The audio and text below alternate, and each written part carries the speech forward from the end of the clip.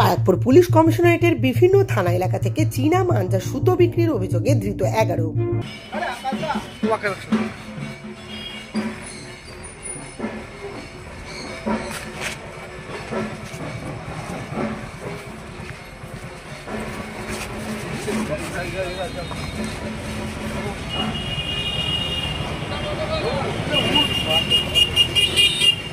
চীনা মাঞ্জা সুতো বিক্রিতে নিষেধাজ্ঞা জারি করা হয়েছে, তথাপি চীনা মাঞ্জা সুতোর দাপট কমেনি। বিশ্বকর্মা পুজোর দুপুরে বুধবার চীনা মাঞ্জা প্রাণ কেড়েছে এক প্রাক্তন সেনা জওয়ানের। এই ঘটনার পরেই নড়ে চড়ে বসেছেন বারাকপুরের পুলিশ কমিশনারেট। ওই দিন রাতে খড়দা, টিটাগড়, নিউ বারাকপুর ও মোহনপুর থানার বিভিন্ন জায়গায় অভিযান চালিয়ে পুলিশ 11 জনকে গ্রেপ্তার করেছে। ধৃতদের কাছ থেকে পুলিশ প্রচুর পরিমাণে চীনা মাঞ্জা সুতো সহ ঘুড়ি ওড়ানোর সরঞ্জাম বাজেয়াপ্ত করেছে।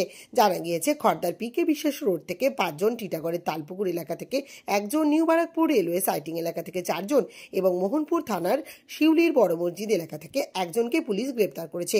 প্রসঙ্গত, বিশ্বকর্মা পুজোর আগে বারাকপুর কমিশনারেটের অধীনস্থ বিভিন্ন থানা এলাকায় চীনা মাঞ্জা সুতো ব্যবহারের ক্ষেত্রে সচেতনতামূলক কর্মসূচি পালন করা হয়েছিল। তবুও চীনা মাঞ্জায় প্রাণ গেল বারাকপুর নিবাসী প্রাক্তন সেনাকর্মী গৌতম ঘোষের।